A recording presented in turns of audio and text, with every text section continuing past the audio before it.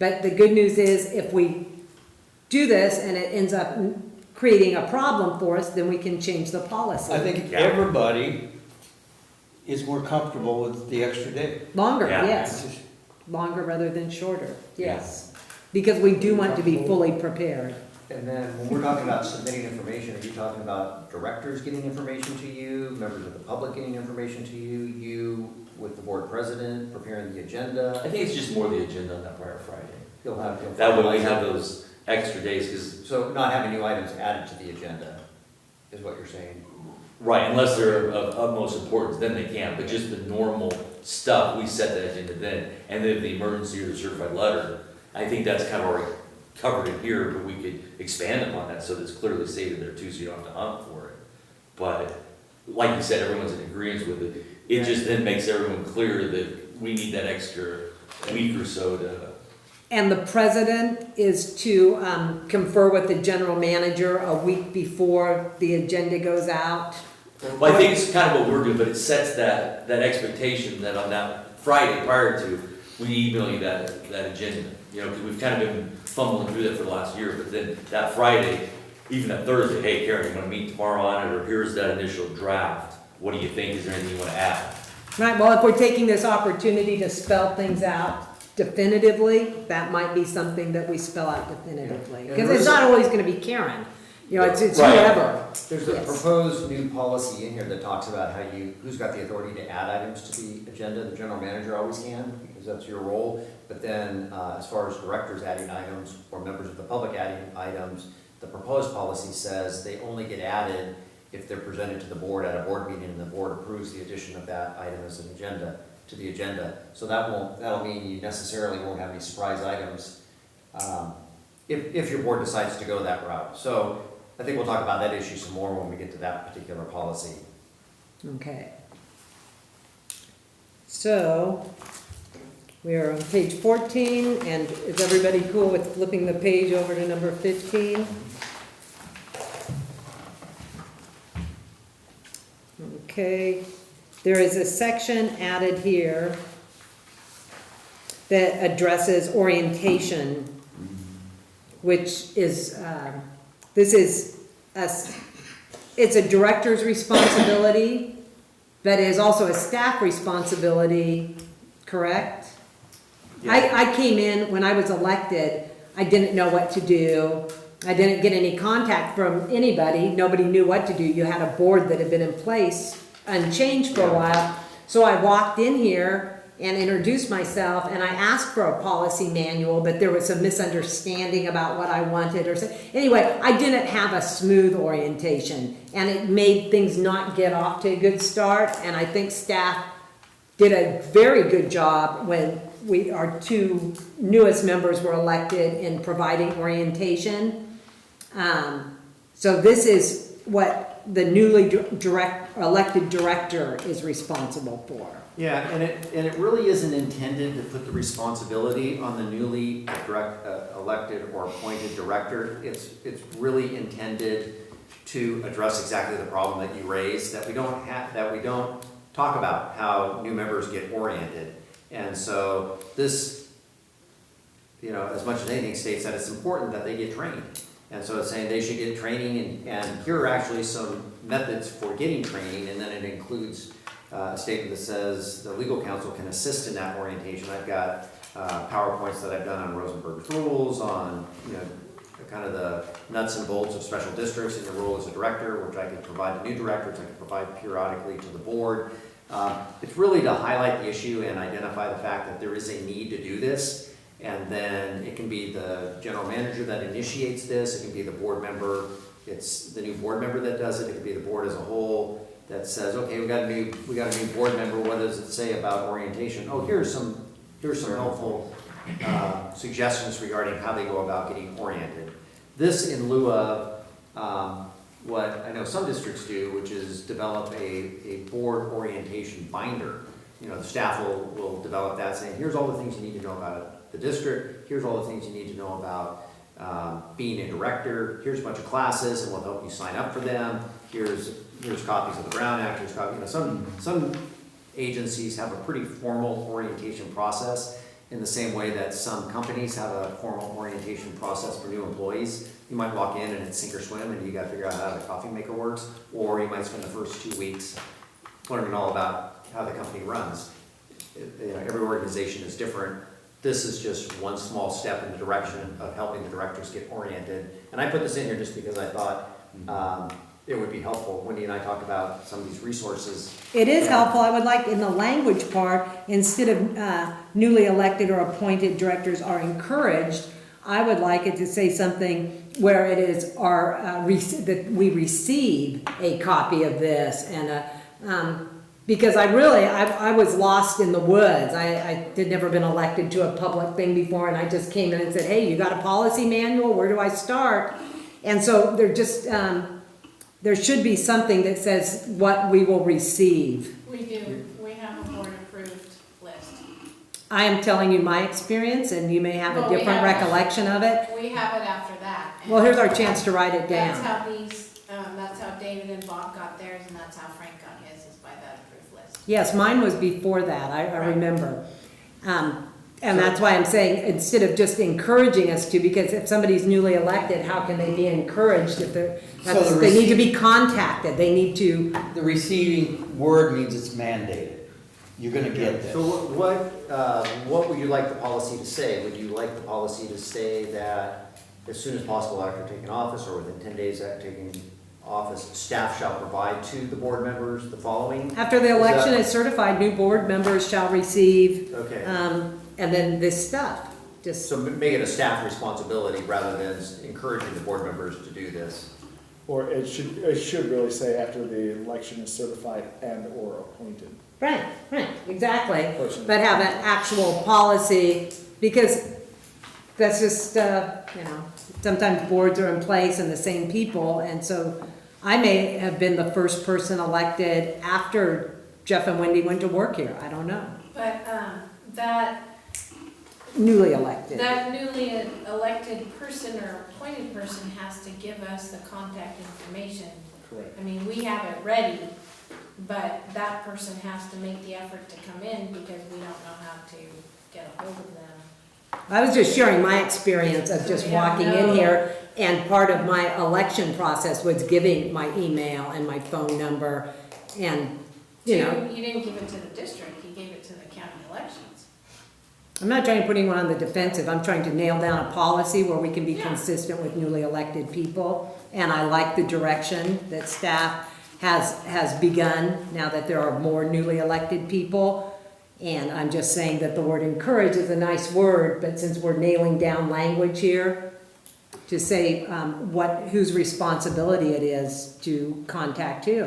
We can put it in the policy, staff is not to contact anyone newly elected or appointed, it is incumbent upon that person to come in. I mean, we can make the policy whatever we want, it just seems to me like we should spell out that responsibility. And if you put receive, then that means it will be the staff doing it. Yeah, and I don't know that you don't already do this, but you guys, Jeff and Wendy, both helped me, and I really appreciate it. But there was a ton of information there, and I know certain pieces of it have to be done in a timely manner. So do you give notice to me or whoever's new that that's coming up, that they have a week or 2 weeks left on certain pieces to have done? Or you tell them at the one time and then hopefully, Well, that's back to, That gets and down. Wendy can fill in, but there's some of those that back, like your email usage and stuff, like the county will send you that reminder on some of your 700 forms and stuff, and doesn't come through us anymore. So there's some things that are required of you initially and then ongoing that we don't have access to. And like your 700 form, we can't help you with that. I mean, we're not allowed to by law to help you with things like that. So there's a half a dozen, one or the other. The things we can help you with, yes, we're more than willing and able to help you with, but then there's that whole other part that, I always use the 700 form that we're not allowed to. It's just kind of like, well, there you go, that's all we can do. yeah. Yeah. Yeah. And then, But when we too, can't, yeah. that's why we said for you to, read the stuff, write down your questions, and then you come back in And then we have like another little board orientation type thing, with your questions. Like, what is this, what's the history, you know, how, you know, do I need to do this, do I need to do that kind of thing, or. So, with the whole packet that the board approved, it was kind of set up to, like, in 30 days come back, 60 days come back, kind of deal. Okay, well, But yes, any we question, don't it need goes to home. belabor this any As soon as further. we figure it out, the laws will change and Yeah, well. so if you have questions, call and ask, Yeah. and then we Yeah. can do it by case basis. But like, your 700 form is due, you were set up with the county, It's all here. so the county, that's really the county will, like, they're the police on that, so they'll Sure. send me a thing saying, we don't have this filed yet, we don't have a, you know, assuming office form yet, so. But there's quite a learning curve. There's a lot to know. That's what I mean. I'm not trying to put you on the defensive, but No. new members don't know, and, Right. yes, there's still a lot to learn, even with a lot of help, there's a lot to learn. Okay. Who's taking the responsibility for the master? Is that Rick? Yes, Okay, so you're gonna come up with some new Yes. verbiage. Okay, great. Okay, so then we're over to 15, 16. Yep. Okay. These are still things that you're adding as recommendations that new members receive. Board meeting conduct. So now we're on section 12. there one addition I think I just took from someplace else where it didn't really fit, but I didn't want to take it out, so I moved it there, that's my recollection. Are you talking about the Rosenberg? Board meeting contact where it says, "Directors shall at all times conduct themselves with courtesy." That, you know, just might jump out as being a random thing for me to include, but I think I found that someplace else and thought it fit better under board meeting conduct than wherever it was elsewhere. So that was in. Thank you, Mr. Battles. That was in the beginning. I'm- It was at the beginning of the document? Yeah, you took Okay. it out. I couldn't remember exactly where it came from. I was being courteous. Okay, so everything is good on page 16. And some of this stuff has to do with time allotted to speakers. We haven't ran into a problem there, but we can. And 5 minutes is a generous time allotment. I think the law says we have to provide adequate or something. A lot of people go. Reasonable. Yes, reasonable. Most people, most boards, or public meetings, they allow 3 minutes. And 2 sometimes, and if there's a lot of people, they'll be able to winnow it down, yes. So I think that our policy is generous, and it looks like it is, allows for a little bit of flexibility. So then that's saying that, it could be a case-by-case basis based on how many people we have in attendance at our meeting? Because it says shall be as follows, and then 5 minutes may be allotted, but we've generally done 3 minutes. Where's your shall? Oh, up there, It conduct, says- okay, conduct of meeting shall. Yeah. It says the jurisdiction of the board of directors shall be as follows. 5 minutes may be allotted to each speaker, and a maximum of 20 minutes. Then there's not a lot of flexibility there. So do we want to do 5, or do we want to stay 3, or? Well, you know, in the reality, if it's a subject, 5 minutes may be excessive. It could be, if it's a serious thing, it may be not enough, 20 minutes. I say we do 3 Specific. minutes with the, because usually the board president can extend people, Yes. you know. I've seen that happen before, that, you know, yes, we'll allow you to continue because we really wanted the information. But there are some people that are coming up, you know, Yeah. I don't wanna go to a public meeting and hear somebody, we want this person for president, or da-da-da-da-da. It has nothing to do with what we're talking about. So at least it gives us a cutoff with we can extend them You get At what the I'm direction saying? of- Well, At and the you bring up a direction really of good the point board. about me about what's within your jurisdiction. Right, We have streetlights and sewer, right, you know, so really that's all anyone. Right. Cause I've Yeah. seen people say that, I'm like, yeah, but this isn't where you campaign for president. It's the Right. sewer, it's the streetlights. Yeah. Although public comments, that's the public commenting, and if they want to, say supercalifragilisticexpialidocious, Right. that's their public comment. So, this has more to do, I think, they have to speak to the agenda item. right. And what I have seen, and I really liked when we did our Horizon Drive thing, and people, the room was full, people had lots to say, but people were very courteous, and there were maybe a few places where maybe we covered the same territory a little too much. But generally, the way we're set up now, we do not have a problem with people taking too much time or wasting board time. But I do like having a specific amount.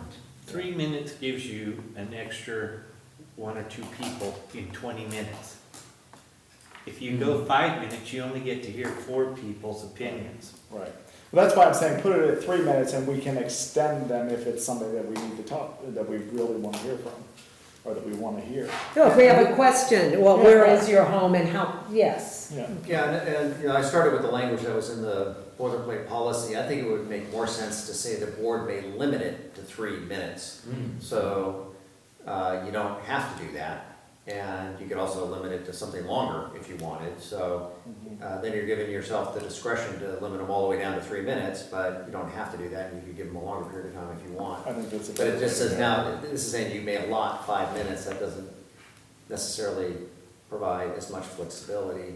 What about your referring to the law thing? Because the law is very specific about how much time is allowed public comments. Just reasonable time. Reasonable time? Yeah. So, no, we can't just refer to the Reasonable government. regulations and that kind of thing. Okay, well, because I understand your math on that, and in certain situations, we could get a room full of people who all want to have a say, and we want to hear from each person. So I think we're like in the 3 minute, did I hear that right? Yeah. Yeah, and that's also the little egg timer, that's, we don't have to get a fancy clock, that 3 minute egg. Okay. So then we flip to page 17. And once again, this shall include or complaints against, blah, blah, blah, blah. You took that out for cleaning up or for, Yeah, this is another good example of how the provision here conflicts, I think, with applicable legal requirements.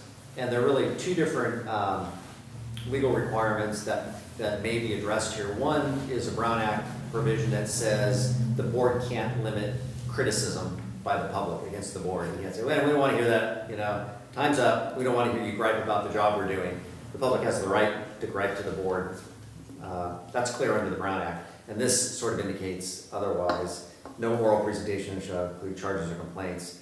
And they're talking about employees here. So that's one requirement. Then there's a separate provision that says you can have a closed session to do a performance evaluation of an employee. But if in the closed session you're going to hear specific complaints and charges against the employee, then you have to give the employee 24 hours notice, and the employee can elect to have the closed session complaints heard in open session so the employee can defend himself or herself. So when here it's saying you can't have complaints or charges in open session, then you're potentially conflicting with that whole set of requirements dealing with those complaints. And so I just took it out rather than get into all that detail. okay, no. Any questions on that? Okay, and the willful disruption of meetings shall not be permitted. That is obviously legal to suspend a meeting if people are disrupting it.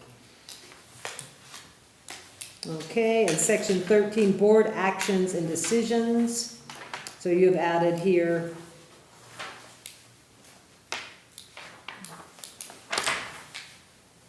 Oh, this is where I finally addressed that issue of what is approval of the board in the second sentence. A majority of the total membership of the board of directors shall constitute a quorum for the transaction of business. So if there are 3 of us here, we have achieved a quorum because we are Yes. over half staff of 5. Right. And so that's all we need as our guide. Yeah, and then it goes on to say, except as otherwise specifically provided in law, by law, and that's where you would have, for example, a supermajority of corporate's vote requirement. Except in those situations, a majority vote of the total membership of the board of directors is required for the board to take action. And that's just tracking the language from the CSD Act. So in other words, if there were 3 members, we'd have to have 3 members voting yes? Correct. Okay. Okay, so we're flipping from 17 to page 18.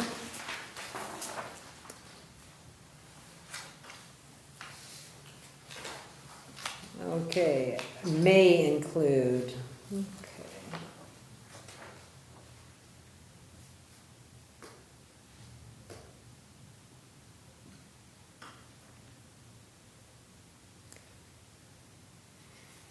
And the highlighted is just referring to that the general manager is in charge of personnel, that the board will not deal with any personnel Oh, yeah, issues. right.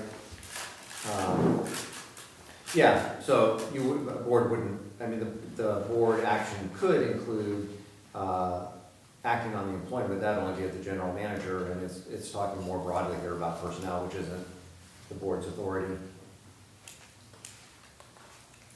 Okay, and then on page 18, you have taken out more of the stuff that has to do with the quorum 4/5 stuff.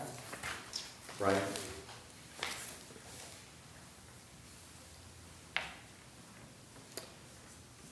Okay, and I'm on page 19 if everybody's tracking with me.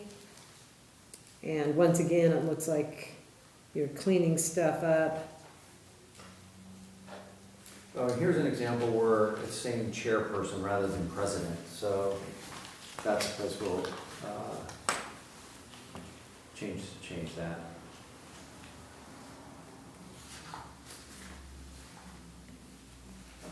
I'll do a search on the document, make sure I catch all of those.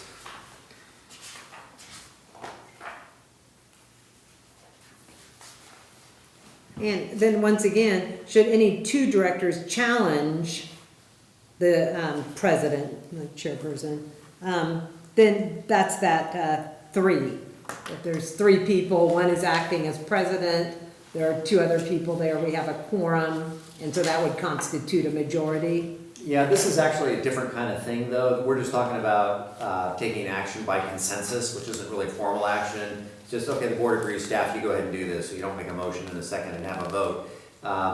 So the way you determine that there's a consensus is the board president would say, well, I think we have a consensus, why don't you do that? Well, if any 2 board members say, well, wait a minute, I don't think we have a consensus here, I don't necessarily agree, then at that point, you would not have a consensus, and you'd have to resolve the matter by a motion, a second, and a formal vote. Okay. Now we're at the bottom, rules of order for board and committee meetings.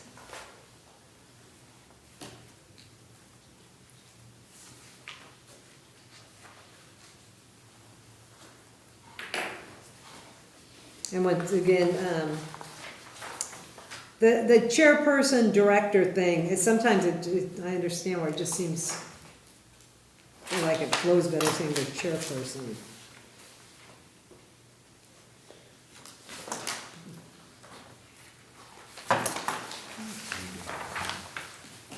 So, and then we flip to page 20, and at the top you have lined out majority, and just put a vote of the board will govern and determine. So I think that makes sense. Going down.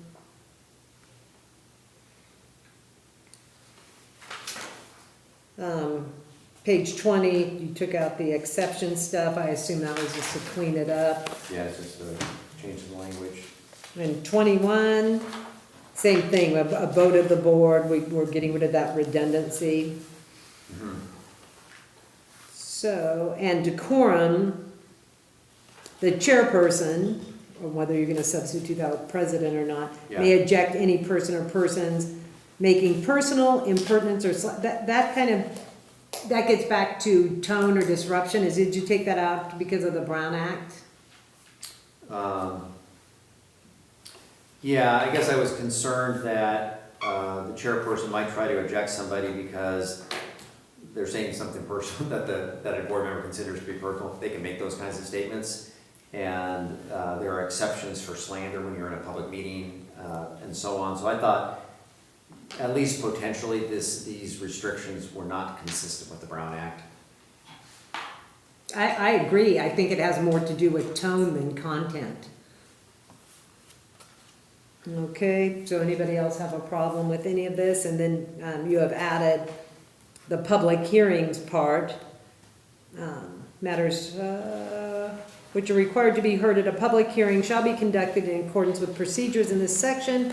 Public hearings will generally be held at the beginning of the meeting as a convenience to the public. So this is what public hearings is what I would call public comments. No, something different? No, it's a difference, and, you know, sometimes it's an important difference and sometimes it's meaningless. You know, anytime you're having a public meeting and the board is considering something, it has many of the elements of a hearing, but sometimes the code specifically, a code will specifically require a public hearing on putting a matter or putting your fees on the tax roll requires a public hearing and things like that. So Proposition 218, when you're increasing your fees, you have to have a public hearing.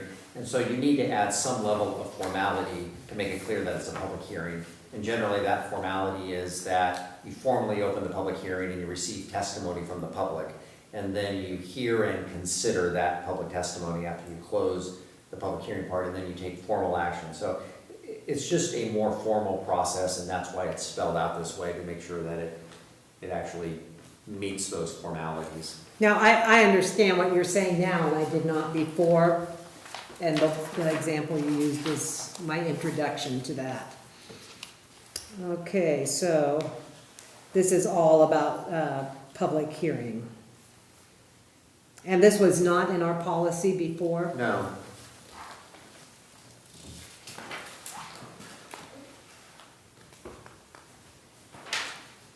Huh. Some of this stuff is very good to know, Rick. But we need to change them back to president, not chairperson. Yeah, and I'm not sure why that change was made here. Magic computer. And it's a track change within a change, so whatever document I pulled that over from caused that to happen.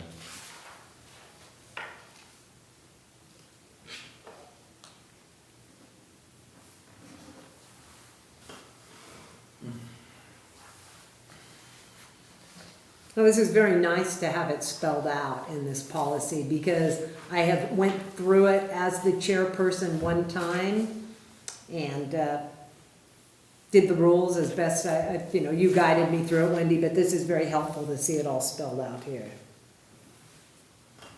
Okay, so page 22, everybody good with, and we flip to 23. And on this one, you change the majority to a vote of the board, because that one is one, a public hearing may require a supermajority, Rick? No, this is just that same change I made Okay. throughout, where I don't say majority of the board, I just simply say a vote of the board in every case. And then, Okay. in that one section, I say what a vote of the board means. Oh, I see, because it was coming after the public hearing thing, I thought it was specific. My apologies. So section 15, committees of the board of directors, and this is spelling out, and we know we have 3 standing committees, the finance, budget, personnel, and wastewater.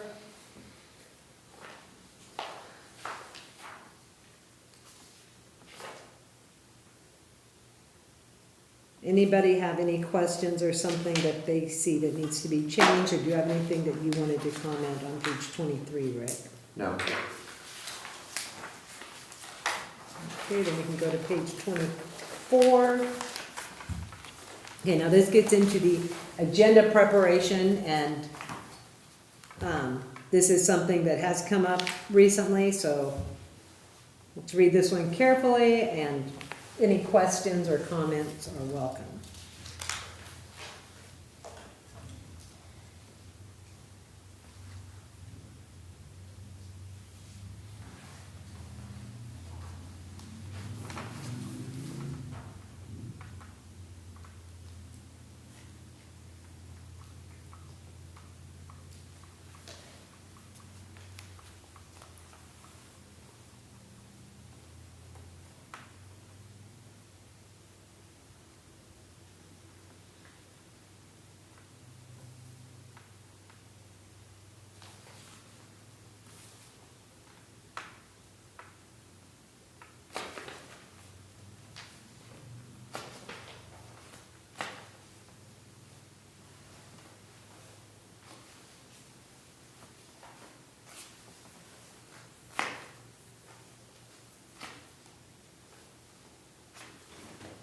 And on this, we discussed this, Rick.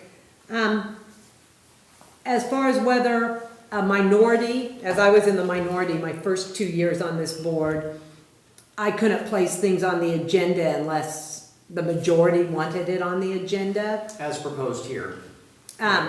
So, and then you gave an example that if somebody wanted something on an agenda and the board didn't think this was the right time to have that, we're gonna be in budget discussions in April, let's talk about that then, or whatever. Somebody could always table something that got on the agenda.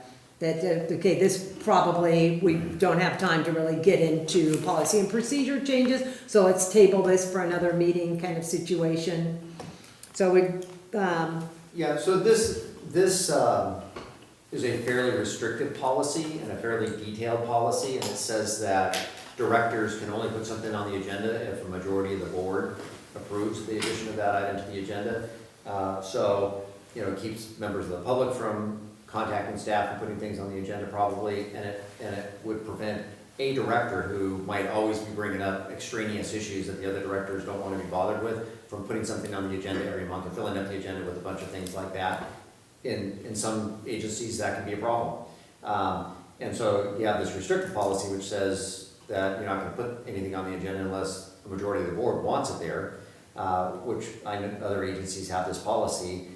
I think that what you're talking about is the comment that I made, that even if you don't have a restrictive policy like this and you let anybody put anything on the agenda anytime they want, there is a safeguard against wasting too much time on it by simply having a majority of the board at the meeting when it comes up to say, you know what, I don't think it's appropriate for us to talk about this, or I don't think this is the right time, or whatever it may be, let's just table it, and then it doesn't go anywhere. So there's no huge harm in having a less restrictive policy that allows anybody to put anything on the agenda anytime they want. But this is an approach that I've seen work well at agencies where there was regular disagreement among the directors about what should be on the agenda. We came up with this policy to address that problem. I think this is too restrictive.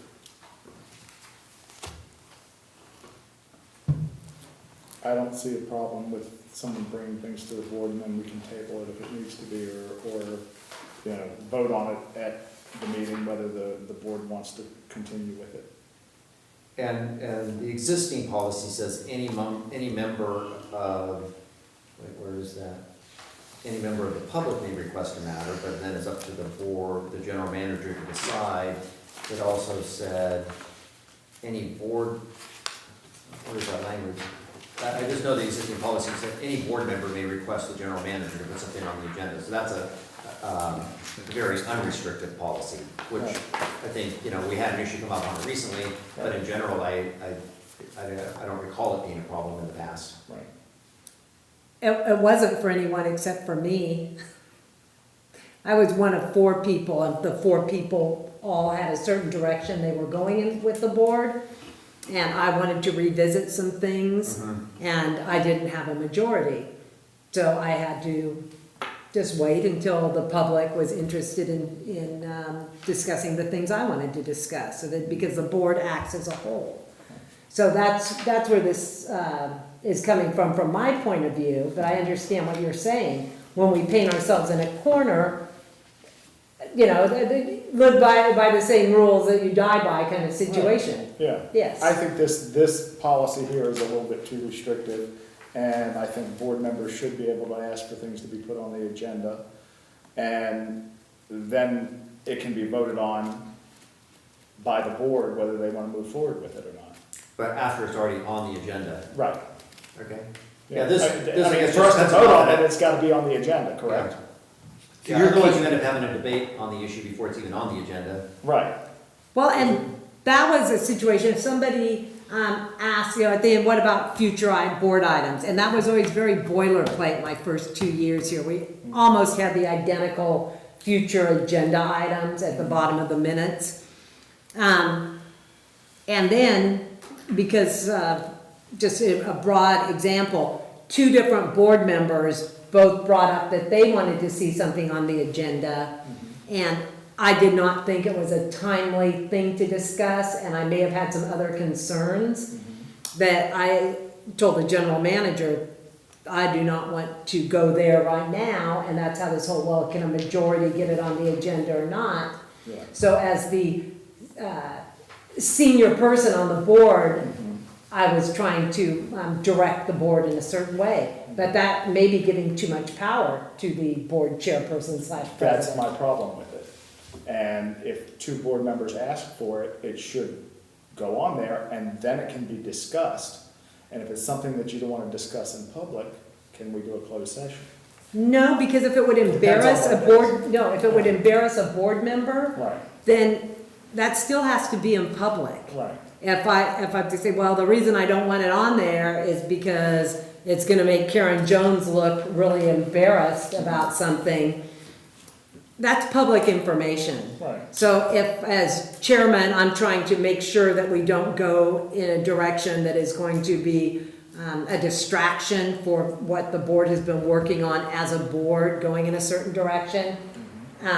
I don't want this Karen Jones character to take it in a direction, and I'm gonna have to embarrass her and tell her that, well, the reason is because of this, this, and this. That's just part of the public discourse. We can't have a closed session to avoid embarrassing Oh, I'm not me. worried. I mean, you're going off in a different direction than I think for something that would be embarrassing. I was talking about, if it was something that we didn't want the public to there are certain things that we have said we wanted to do a closed session for before because we didn't want things in the public yet. We talked about this a couple meetings ago. I don't recall. I remember with an employment evaluation. Right, yeah. But other things, maybe other board members said I'd be more comfortable talking. Oh, I know, contract negotiations. Yeah. And that's where I think that stuff is public information. The Right. public has a right to know why we are doing this or why we are doing that. But you're our attorney, so you would advise us there. Right. But I still think this is too restrictive. Yeah, so the current policy says any director can ask the general manager to put something on the agenda, and it doesn't say, and the general manager shall put it on the agenda, but that's how I would read it. This policy says it takes the approval of the full board, the majority of the board, to put something on the agenda. A compromise would be to say any two directors. If any two directors want something on the agenda, then it could be on the agenda. Or we could stay with the existing policy, which is if a director wants something on the agenda, it goes on the agenda. It may go on. It did not always go on. It kind of depends on how the majority of the board wants to play that.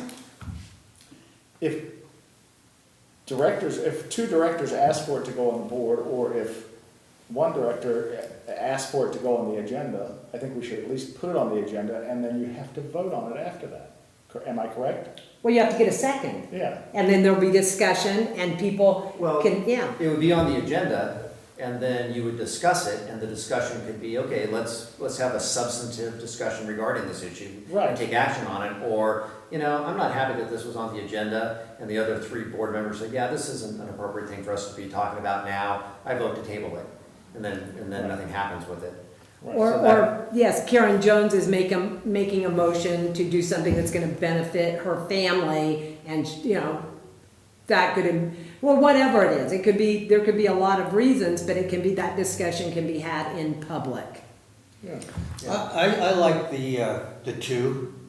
I think that's fair. I think that's fair too, but I think having, And you put it on, like you proposed it, you put it on there, and then you look at it, and then from there you get the vote. right. I would go with one. If it's not a majority, then I think it actually should be one, because it's almost like you're setting a new majority. To have it be a majority or any director is kind of more the choice to me. But yeah, I mean, we could Even do, the one, yeah, I'm fine with one, I Yeah. just think it's a majority, because there should be things that, if there's something you want to bring up and discuss, no matter what the subject is, it's got to be on the agenda for us to discuss it.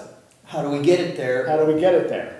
okay, then any member shall, Have the I'll right. tweak the language, Yes. but the deal will be, if a director wants something on the agenda, it'll go on the agenda. If one director wants it. yes. And so that could be the board president, or it could be any other member. And the general manager can also add an item to the agenda if, under the language I used here, I think this is a pretty good provision, where the general manager requires board direction or approval regarding a matter, or where the matter otherwise requires consideration or action by the board. So that gives the general manager pretty broad latitude to put things on the agenda.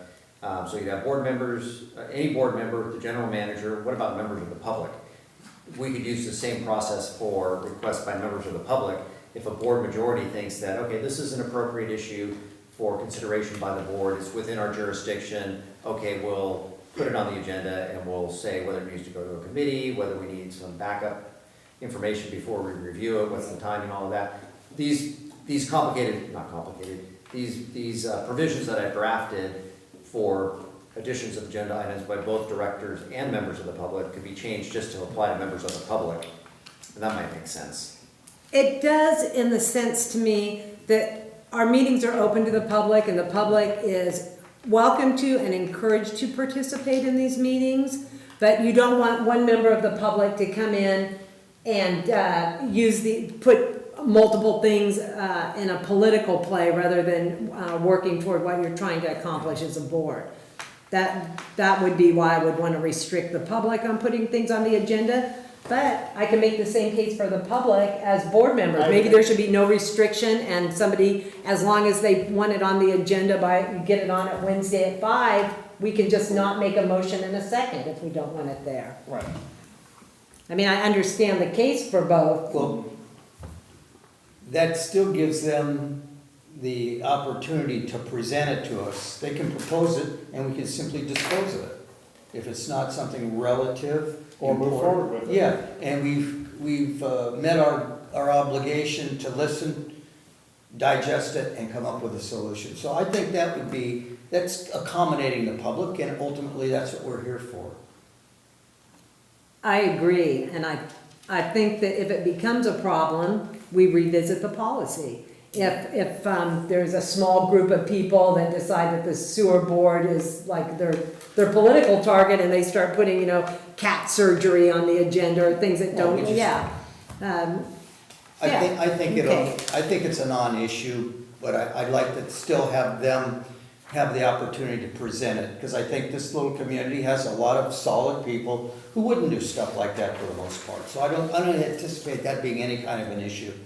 I agree, and both of you who are new to this board, and I know you've served on other boards, but our point of view, when you come in as one person who is usually part of a 1-4 vote for 2 years, it gives you a different perspective than coming in as part of a majority. So, boards adapt accordingly. Well, I mean, that's why Yes. I say one person should be able to add something to the agenda, and then it can be discussed, it can at least give them An opportunity. an opportunity to discuss it. Yeah. I agree with you, and I made that case for 2 years, but I also learned that the other side was not necessarily being bad people, but they had just invested a lot of time and energy in going a certain direction, and they saw me as somebody that was interfering with their progress. So, we act as a board, as a majority, that's how we proceed. So, I'm maybe not clear on the members of the public and how they put something on the agenda. They can address the board during public comment, and the board can't really respond except to ask for clarification on points made. So would the board then take formal action to add to the agenda for an upcoming meeting? Or would the member of the public be allowed to put it on? Should we say that they have to request it in writing? That could be a requirement? To make it, the public would have to request it in writing so that we had a formal request, so that we could act on it? Yeah, in my experience, you'll often have people during public comments say, here's an issue that that's of concern. Could you please add it to your agenda and we'll talk about it at a future meeting? I mean, they'll normally try to talk about it there and you have to tell them it's not on the agenda. Then they'll say, well, can we put it on the future agenda? And oftentimes those requests are not in writing, and if you're required to be in writing, then they might delay it another month. Okay. To get it in. Well, You can do that's that. why I We can brought it up formalize that it. way, I mean, I think the real question is who has the authority, what is the process to put it on the agenda? If you have a member of the public that wants it on the agenda, should it appear on the agenda so the board can discuss it, or should the board have an opportunity to preliminarily hear what the issue is and then vote to see if it's gonna go on the agenda?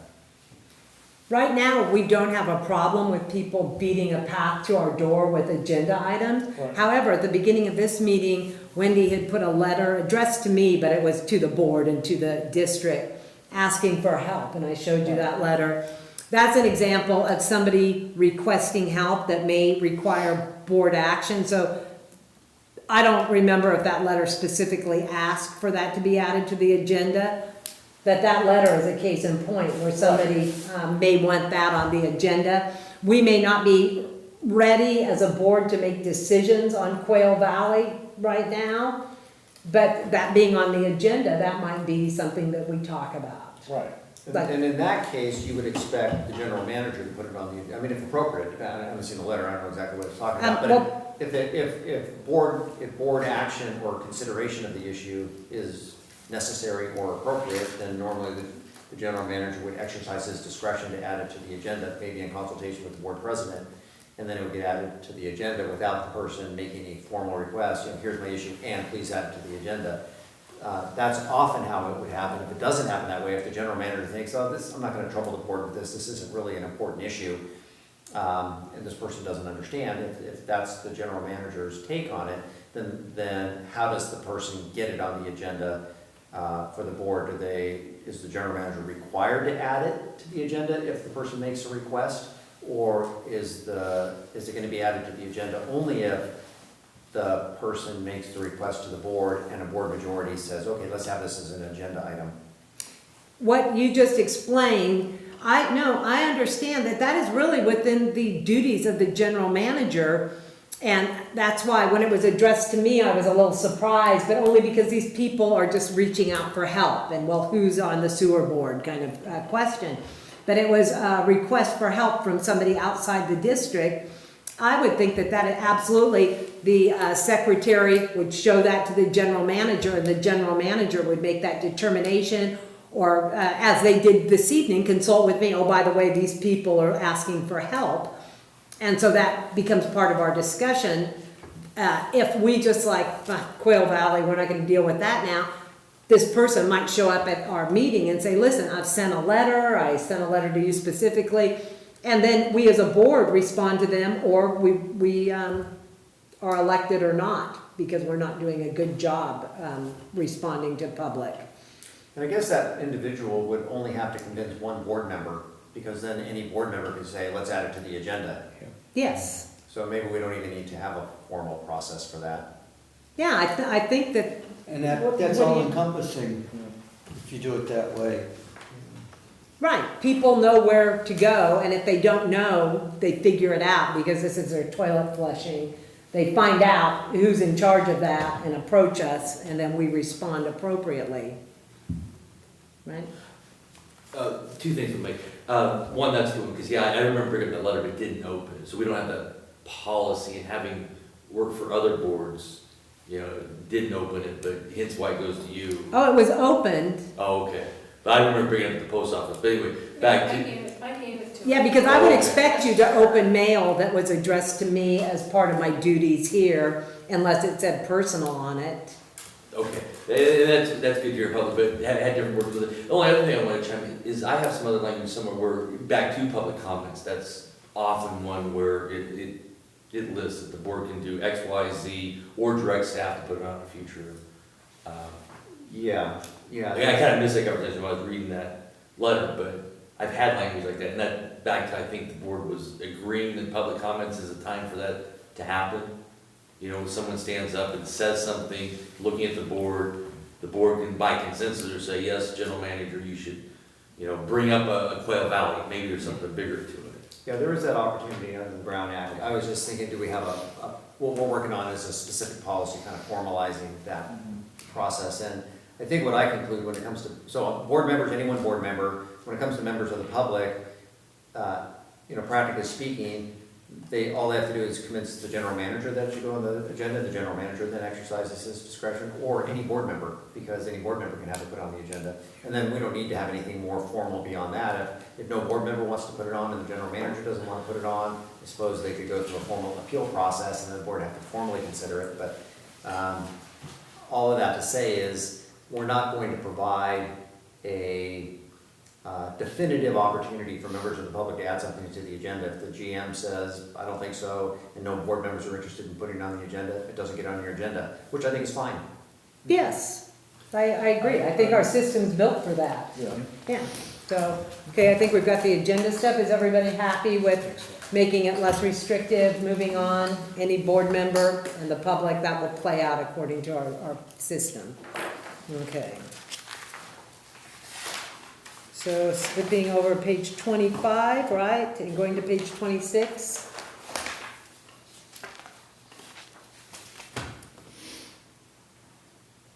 And this is still dealing with that, huh?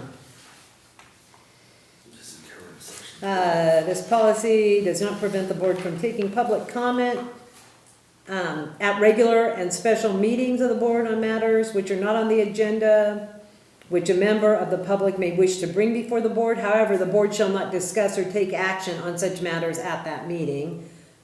So this is still part of the agenda stuff, right, Rick? Yeah, this is public. Board meeting, section 16. Yeah, we're still on section Yeah. 16 till we get to toward the bottom of page Yeah. 26. Correct. And it deals with some things we've already covered, but I believe we're gonna see a final draft of this before we vote, so we can, I'm not trying to drag this on really long, you guys, but this is our one chance to get through the whole document. We're close. Okay, so section 17, minutes of board meetings. I did have a question there. I don't know if anyone else did, but it refers to the minutes of keeping an audio version of the meeting, and we are now videotaping the meetings, and I don't know if we need to be specific in our policy there. Where does it talk about that? The next page, 27, unless otherwise directed, an audio tape recording of every meeting. Were you saying an audio or videotape?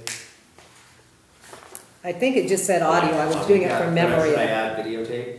Because you don't necessarily want to do both. Yeah, or electronic, whatever Yeah, if it's electronic. Or how about a recording? Yes. And whatever, because we have to meet the legal standard, but we want a better practice. I think it's a better practice to have video rather than audio because it's easier for people to find the information that they want from a meeting. So it says on the top of page 27, unless otherwise directed, an audio tape recording of the regular and special meetings. So it might just be recording. Okay, anyone else see anything that, The time frame, Yeah, you wanna keep them for a year and 3 months? how long do you want to keep? I want to put them on YouTube and keep them forever. We'll have to look at the state guidelines for records retention on that. Do you want us to play them at your? And confirm what the legal requirement is. Yeah, was it my funeral? I think you have to take a place in line. No, but for me, okay, very recently, I was trying to get some information from some ad hoc committee meetings that the county did, and I was able to go back to the date. I remembered it was Halloween of 2017. So I was able, because a lot of times, the information that we're seeking isn't from a year ago. It's like, yeah, 3 years I think I ago. checked it before. Okay, if you need further back to that. You are so right. But we were talking about the length of time to keep things. I know, I believe that Jay Freeman is putting these on YouTube. People say, well, once it's on the internet, it's there forever kind of stuff. It is nice having archives and being able to go back and do research. And once again, it's a double-edged thing, because, yes, go ahead, Jay, you have an opinion on this. So the one thing to understand is that when you're taking the videos and streaming them or uploading them to YouTube, you do not own the archive, YouTube owns the archive. And so technically, YouTube could at any time decide to arbitrarily delete all those videos because it is considered unprofitable maybe to have years and years of meeting videos that only 2 people ever watch. So the extent to, and so that is a potential concern for the entire premise, for what it's worth, maybe a lawyer is weighing in on that. Having the minimum case of recording it on audio and then maintaining that yourself would seem useful to me, but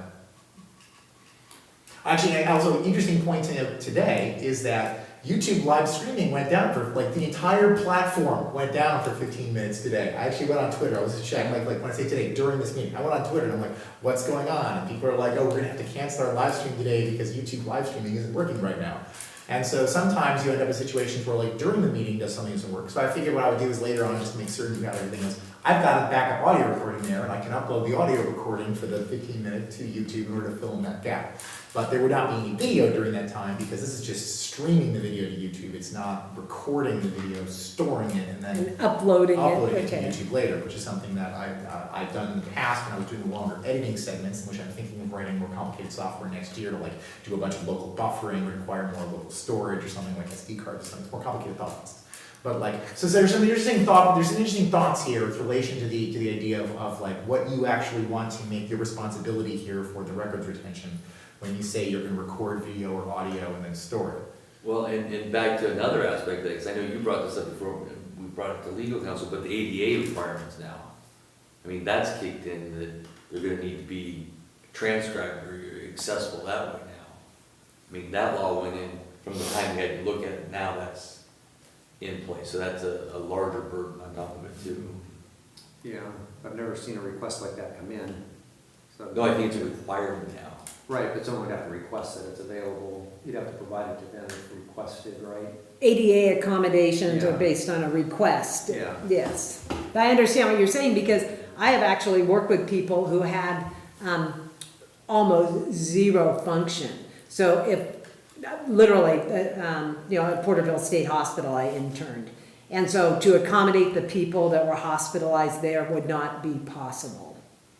They are nonverbal, non-ambulatory, they don't, there are people that are 100% dependent human beings.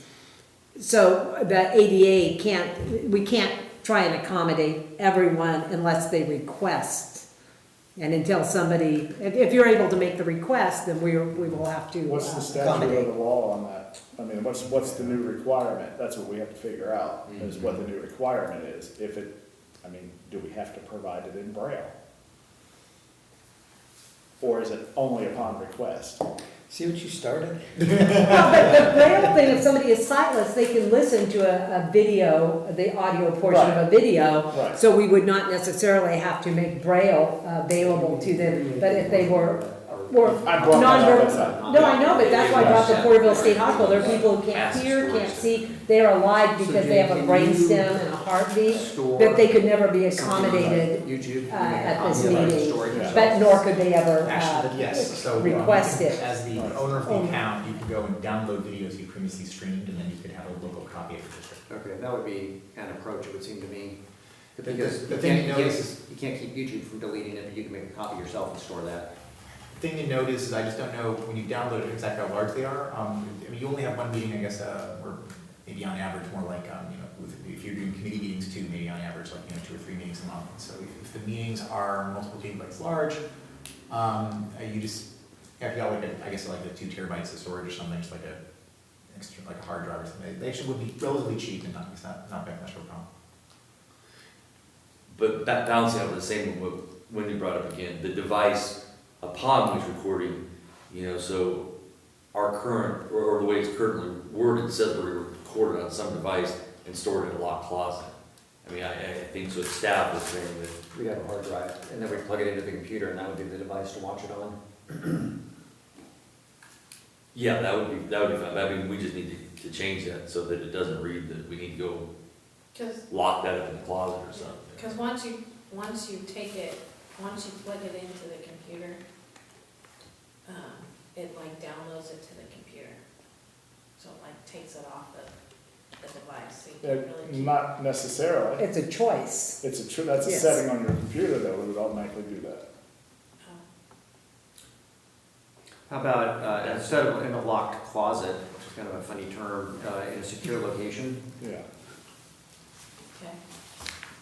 Yeah, I think that's what we're looking for, back to which closet But is what it? closet are you gonna lock? Hey, I've had people the accounting tapes used to go home and go in their underwear drawer. Like, okay, too much information, thank you, but. Okay, and once again, we have confidence that our legal counsel will get that before we do a final draft. Yes. So we're on page 27 now, am I correct, or did I skip something? 27? And is there anything, anyone have any Oh, questions? if I can, did Yes. we, back to 26, the very bottom, there's another one where it says the lock closet Ah. again, and copy on disk. You know, so it's referencing a disk, which, I do have that. oh, well, those are kind of, yeah, disappearing, but back to work we're leaving, I was gonna say, So do something. you Can- want, do you want to store them Right. off-site? Do you want to have, the You official know- minutes shall be kept in a locked closet with a copy off-site in the safety deposit box? Do you want to, do you do that? Do you Well, want to do that? we do that, but we have them, like I have them in a folder, and then they're backed up to two different spots.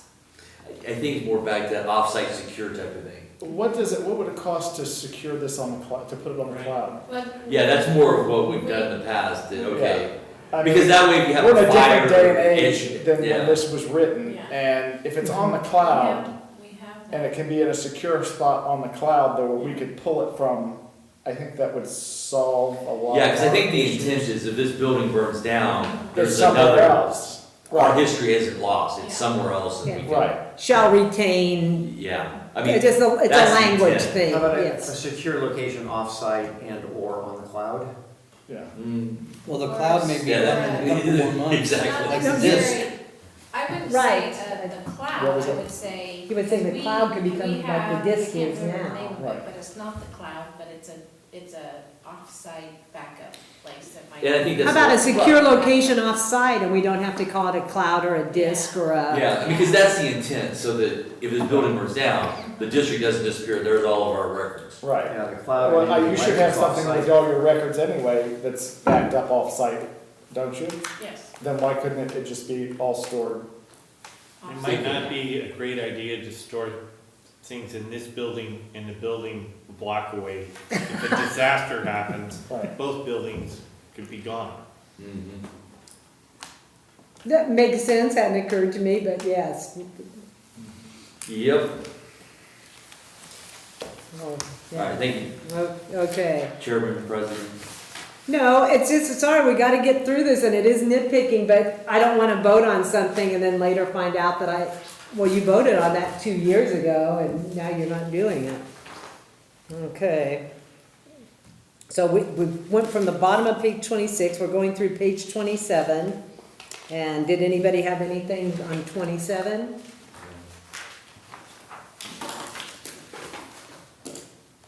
Okay, now I've turned to page 28 and section 18, basis of authority. And it addresses things that are policy, but also part of the law. Okay, and then section 19, membership in associations. It describes different associations. And these two can change over a period of time, but for right now, this is what we are using and doing. Then section 20, board compensation, travel expenses, and ethics training was removed and just replaced with training. Because we have two forms of training there. And then we go to the purpose, and it also describes, okay. There has not been much changed in this. Does anyone have any questions about the compensation? I don't think any of us are in this for compensation. No, and one thing that occurred when I was serving was we were made from, into employees. Yeah. And so I don't know if that was addressed here. Yeah. I don't know what the purpose of us being here. Neither, that was one of those Isn't 41 there votes. a way It's for the it to IRS be regulation. Yes. IRS regulation.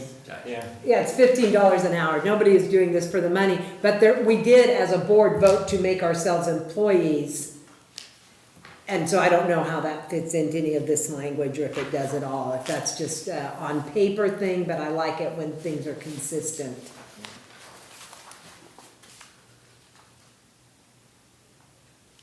And does that matter, Rick? Does that need to be addressed anywhere, that we are employees of the board? It's a tough issue to address because you are employees for some purposes and not others.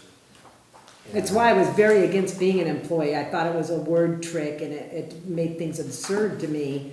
But I understand there was some reason I can't wrap my head around, but we are, on paper, we are employees. But we get no benefit as It depends on which employees. piece of paper you're looking at. The IRS says that you're an employee, and requires withholdings and all of that, and says you can't get a 1099. And there's one argument that you can make against it, but the IRS is consistently taking that position.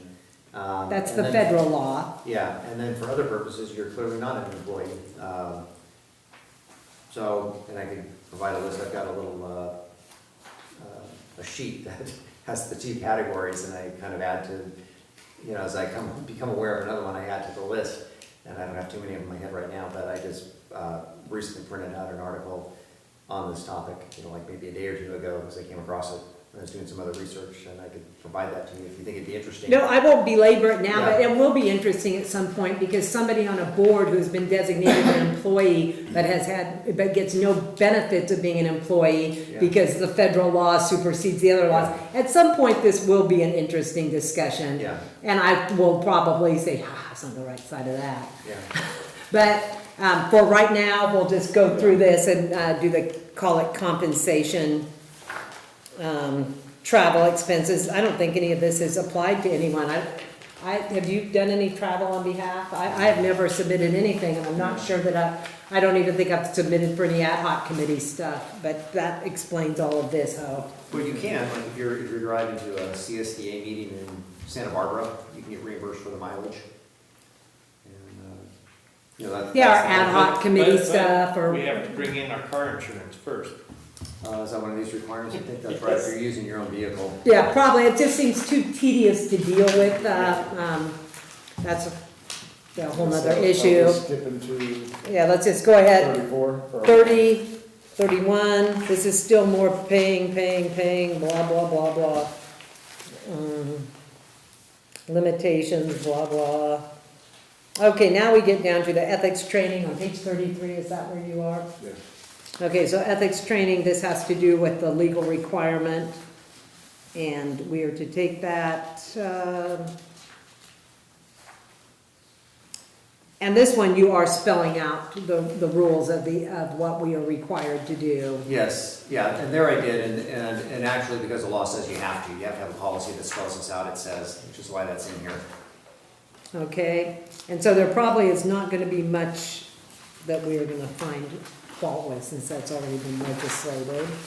And then we go to page 34, training requirements, and I see that you have amended a few words, changing of this article to section, and then you have put in the sexual harassment prevention training education, Yeah. because probably our old board policy. It's a new requirement. Yes, Yeah. okay. So, any questions on the sexual harassment training and education section? No.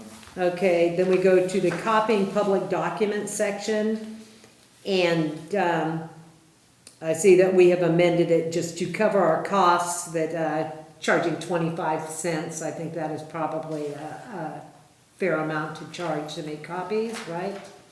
Do you wanna charge more for color? I'm sorry, I didn't hear it. Do you wanna charge more for color copies? I do not, because I don't think I pay 25 cents a copy at Kinko's, which is a commercial place. I think I pay more like 11 cents a copy for black and white. So I think having it at 25, just kind of whatever it is. And I don't think, unless are we making a lot of expensive colored copies for people? Okay, because we can revisit that.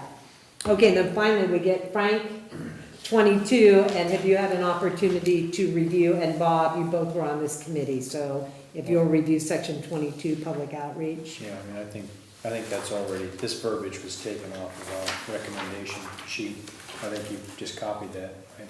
Yeah, I edited it a little bit just to make it fit within this format, but Okay. I tried to make it say exactly what you said. Okay. Okay, does anyone have any questions? This has been one of our longer meetings, but I would like, if it is okay, my suggestion is that we, now that we have been through this, that we take this back and that by consensus, we direct Rick to make the changes and get this to a final draft that we can vote on. And I think if our next meeting next week is enough time, if people think they need more Is that time. enough time for you to edit? Yeah, this won't take me up a lot of time. And one thing I will need to do, assuming that you want to adopt Rosenberg's rules, is include a sentence saying that you're doing that. And then I'm gonna incorporate that by reference as an attachment. And then I'll need to take out a few of the provisions in here that are covered.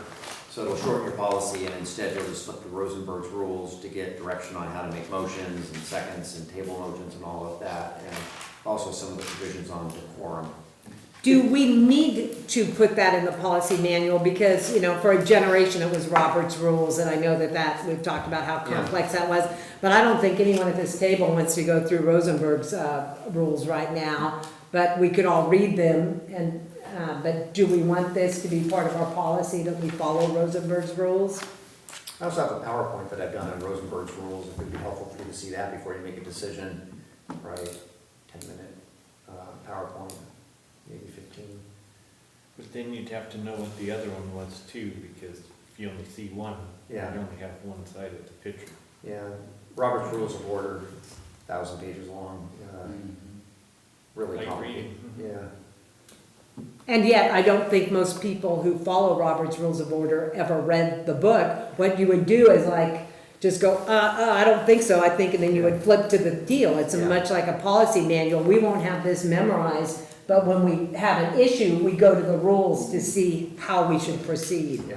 So if Rosenberg's Rules of Order are the new standard, then we as a board need to let you know that. But, so we don't have to vote on this next week. You could present us with a draft, and we could study Rosenberg's Rules of Order and do our independent research to decide if there's a problem with that, or if that's how we want to proceed. I'm open to hearing what other people think here. I'm thinking highlighted a summary. I could send you the slides, my PowerPoint slides from the last time I did a presentation on this, and I think that would probably be I helpful. think we could, it was something we can, if you could send us the slides and we can look at it on our own. Yeah, sure. Yes, and then the draft, we can pass it at the next meeting or the following one. If, you know, I don't think there's a huge rush, but it's nice to get it in place because you've done this work and we've all invested this time. So we do want to put this baby to bed, but not if we're going to be reckless or sloppy about it. Right. Okay? Is there anything anyone else has to say We or actually comment? got through it in one meeting. Me too, I almost messed it up by being too nitpicky, but we did it, yay! Very good, Susan. Rick, that's like day after tomorrow. Pardon me? That's day after tomorrow for the next agenda. You know that, right? No, I don't. Well, you know, then I am fine with waiting until, It's actually tomorrow based on the new policy. Hasn't been voted in yet. But you oh, but I can, feel very confident. like, we could get it, possibly put it on the agenda and do it. And provide the materials at the meeting or Yeah. Yeah. Monday or so. Yeah. Yeah, so this, But yeah, that's this okay. probably won't get into the agenda packet, but we can put it on the agenda as an action item. And then you can decide whether or not you've had enough time to look at it by the board meeting. Yes, Can we get it electronically a few days before the board meeting? Yeah, Well, that's like Friday, Saturday, Sunday, Okay, Monday, this week, okay. like day after tomorrow. How long will it take you to put this together? an hour or two. And it's just a matter of, do I have an hour or two tomorrow or Friday? That's what I'm asking, Yeah, and Do you I kind of don't know, I've got it, probably I can get it done, but. I mean, I it's often not walk like into we a can't chain- table this a to buzzsaw the in next morning and meeting, then- but, you know, I mean, Yeah. if we have to, we can table it to the next meeting Yeah. or, you know, extend it, but, Well, I think that's the thing, if you think you can do it, we can put it on the agenda Yeah. noon Friday. Yeah, I think, I mean, if the board would like to have it on its next agenda, I can get that done. Yeah. I can get that done. But if he calls at 11 o'clock saying, oh my gosh, I've had one of these, 2 of those, and 3 of those, not gonna Yeah. happen. Yeah, I mean, if we can get it on at the next meeting, fine. If we have to push it to the meeting afterwards, we have to push it. Right. Cause that'll come really quick too. I agree, I think we've, Because I think this was something that was a priority for the board to get it finished, but actually, I'm glad we got it this far. yes, and so, I say if there's nothing else that anybody needs, we can adjourn at 8 something or other, 8:00, 6. Mhm. is it, I'm turning the phone up, 8:06? Very good job, thank you. All right.